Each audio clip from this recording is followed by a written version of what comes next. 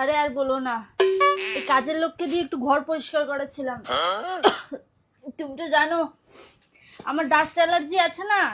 না না, আমি একদম ছুঁই না এসব। হ্যাঁ মা বলো।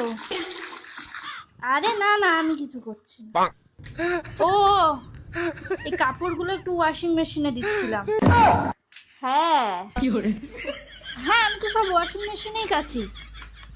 হ্যাঁ গো, তোমাদের জামাই আমাকে কিচ্ছু করতে দেয় না, সব কিছুর ব্যবস্থা করে রেখেছি যাতে আমার কোনো কষ্ট না হয়। হ্যাঁ মা বলো। এই তো একটু পার্লারে এসেছি। আরে পেডিকিউর আর ম্যানিকিউর করাবো। হ্যাঁ হ্যাঁ হ্যাঁ মা বলো।